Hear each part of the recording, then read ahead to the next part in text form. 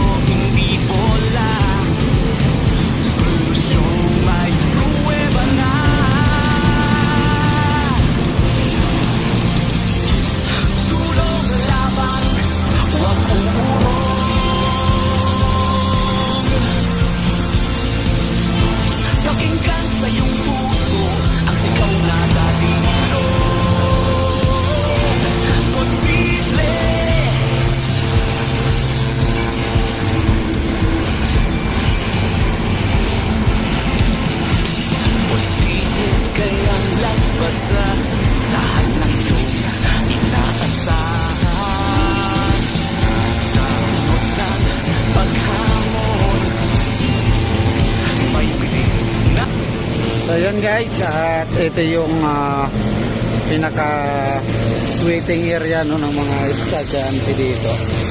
Ayan, so meron silang space dito sa gilid pag once na nag-aantay ng mga sundo, no? So pwede muna sila rito. At di natin sure kung magkakaroon ng upuan itong side na to, no? Pero abangan natin sa mga susunod na no?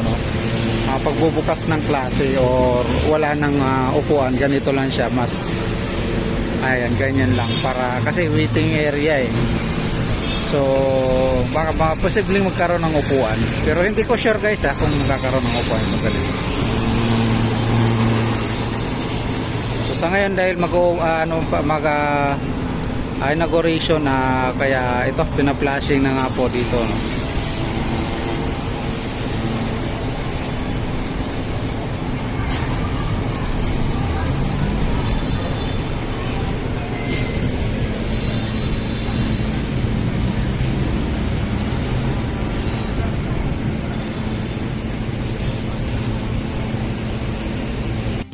May bilis na aksyon,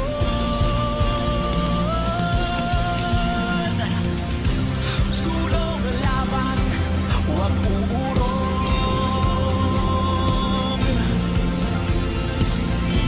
Pakinggan sa iyong puso ang sigaw na dating ulong.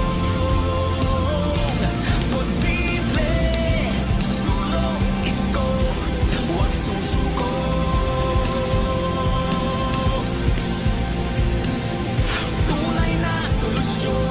Tunay na mabilis umaksyon.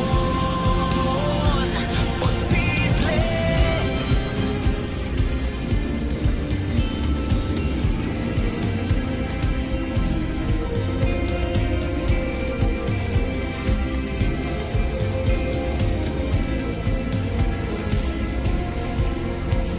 Posible kayang baguhin agos ng buhay natin.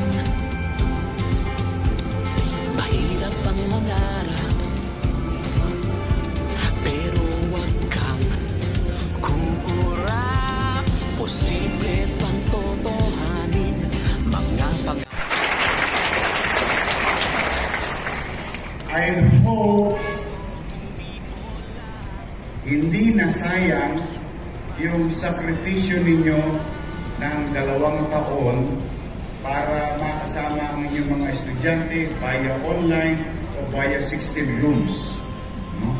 I know it's very challenging. I hope all those challenges, sakit ng ulo.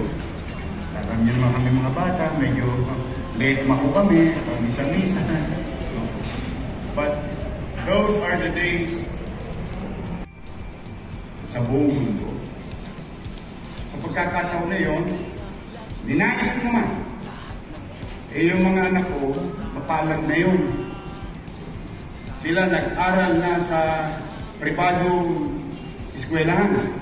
Magagandang pasilidad pag umatin ako ng Parents Teachers Day o Father and Son. No? Pag umatin ako sa akin, bakit ang gaganda ng mga private school?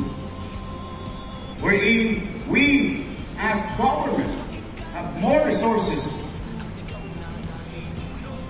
and infinite resources. When I say infinite, it will not stop. Maaring kulangin, pero magpapatuloy taon-taon na siguradong may pera ang gobyerno. Why don't we build better, if not at least at par with private school buildings? And that idea came into light. And now I hope, sa mga teacher ko, I hope I did not fail you.